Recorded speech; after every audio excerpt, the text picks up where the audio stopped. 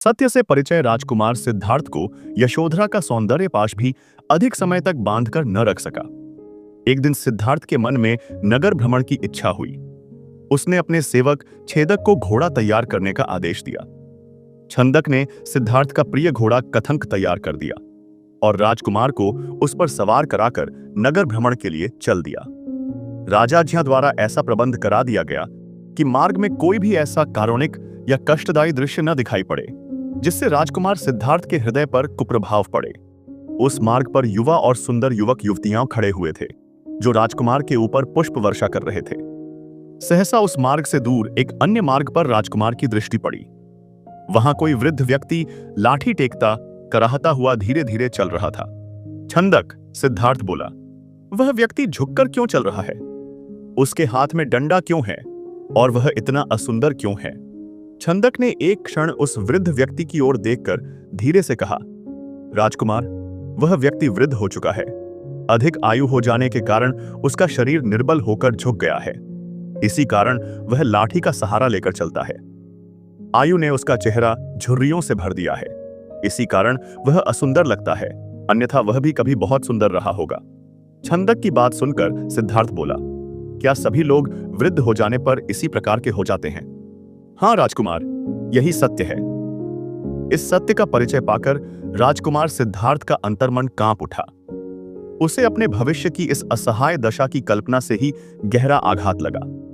सिद्धार्थ ने नगर भ्रमण करना निरस्त कर राजमहल लौट चलने की इच्छा प्रकट की। महल में आकर जब छंदक ने राजा शुद्धोधन और रानी प्रजावती से मार्ग की घटना बताई तो उन्हें बड़ी चिंता हुई। उन्होंने राजकुमार के मनोरंजन के लिए नृत्य और गायन का आयोजन कराया और यशोधरा को राजकुमार का मन बहलाने के उपाय करने को कहा। मृत्यु ही अटल सत्य, एक दिन पुनः राजकुमार सिद्धार्थ को नगर भ्रमण की इच्छा हुई। राजकुमार के आदेश पर छंदक ने रथ तैयार किया और सिद्धार्थ को लेकर नगर भ्रमण को चल पड़ा। बहुत सावधानी के बाद भी मार्ग में एक करुणाजनक दृश्य दिखाई पड़ ही गया।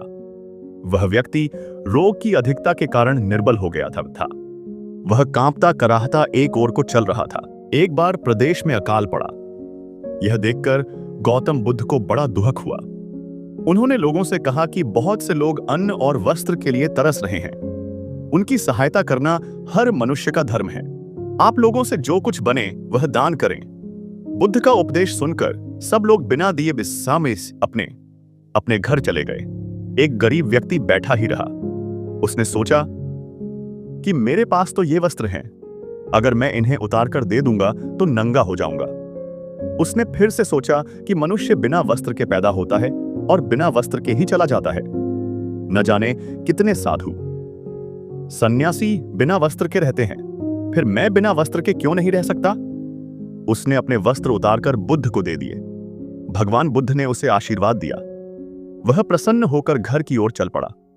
वह खुशी से चिल्लाकर कह रहा था, मैंने अपने आधे मन को जीत लिया है। तभी सामने से राजा की सवारी आ रही थी। उस गरीब की बात सुनकर राजा ने उसे अपने पास बुलाया और पूछा कि तुमने आधे मन को कैसे जीता है? उस गरीब ने कहा कि भगवान बुद्ध दुखियों के लिए दान मांग रहे थे। यह सुनकर मैंने अपने वस्त्र उतार दिए। पहले तो मेरे मन ने इनकार किया, फिर मैंने उसे समझाया कि मनुष्य बिना वस्त्र के पैदा होता है और मृत्यु होने पर साथ में कुछ भी नहीं जाता। राजा उसकी बात से बड़ा प्रसन्न हुआ। उसने मोतियों का हार और कीमती वस्त्र उसे दिए। उसने वह सब ले जाकर भगवान बुद्ध के चरणों में रख दिए। बुद्ध ने उसे हृदय से लगाते हुए कहा, जो दूसरों के लिए अपना सब कुछ दे देता है उसकी बराबरी कोई नहीं कर सकता। दाता दाता चले गए, रह गए अब कंजूस।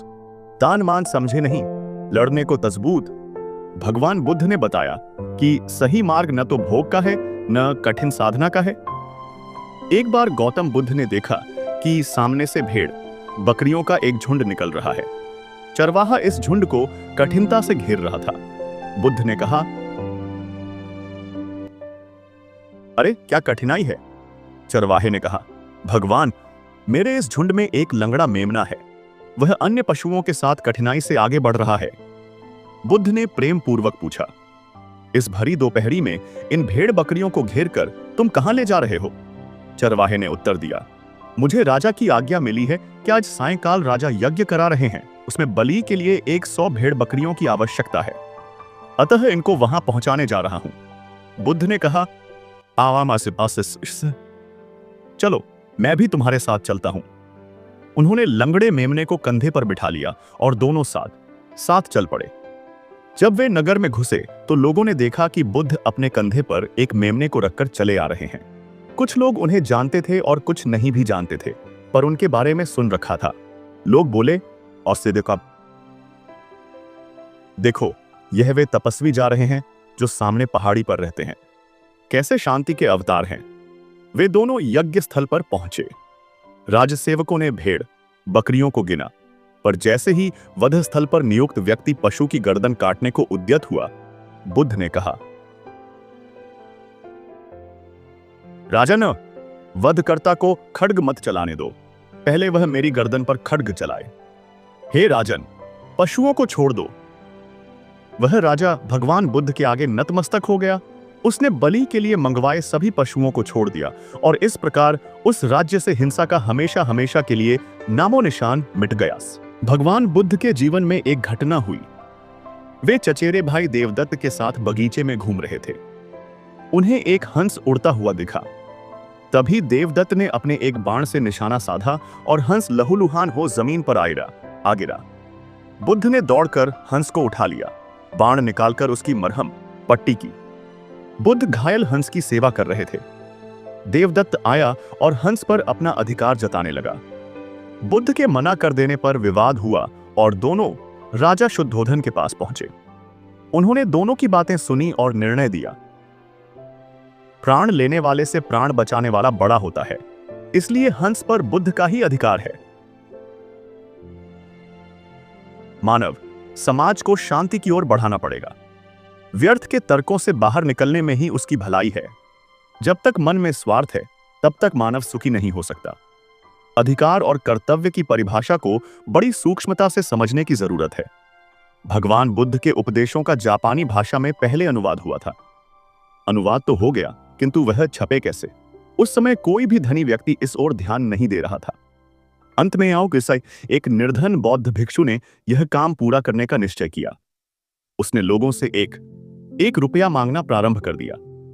इस प्रकार उसके पास 10,000 रुपए हो गए। ग्रंथ छपने के लिए इतना ही धन चाहिए था। अचानक जापान के उस प्रदेश में अकाल पड़ गया।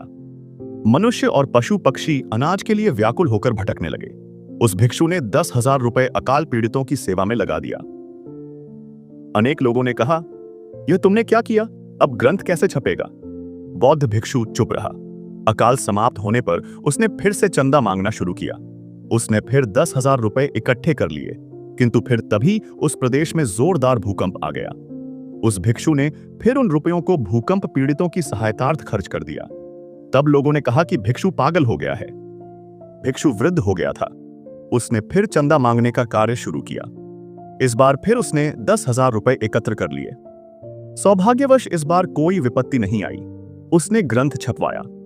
ग्रंथ के मुख पृष्ठ पर छपा था तृतीय संस्करण। उसने नीचे छापा था कि इस ग्रंथ के पहले संस्करण अहुत अच्छे थे। साधना के मार्ग को सभी धर्मों में दुष्कर माना गया है। एक अच्छा साधक ऐसे गुणों से युक्त होता है जो आत्मज्ञान के प्रकाश से दूसरों को भी आलोकित करता है। एक बार महात्मा बुद्ध से उनके एक शिष्य ने प्रश्न किया, भगवान, श्रेष्ठ साधक के क्या लक्षण होते हैं? तथागत ने प्रश्न का इस प्रकार उत्तर दिया, चूहे 4 प्रकार के होते हैं। एक वे जो स्वयं खोदकर बिल बनाते हैं लेकिन उसमें रहते नहीं। दूसरे वे जो बिल में रहते हैं पर स्वयं नहीं खोदते। तीसरे वे जो स्वयं बिल बनाते भी हैं और उसमें रहते भी हैं। चौथे वे जो न तो बिल बनाते हैं और न ही बिल में रहते हैं। इसी प्रकार साधक भी 4 भागों में बांटे जा सकते हैं। एक वे जो शास्त्र पढ़ते हैं पर जो शास्त्र ज्ञान भी प्राप्त करते हैं और सत्य का अनुभव भी। चौथे वे जो न तो शास्त्र का अभ्यास करते हैं और न सत्य का आचरण ही। अब तुम ही निर्णय करो कि श्रेष्ठ साधक कौन है।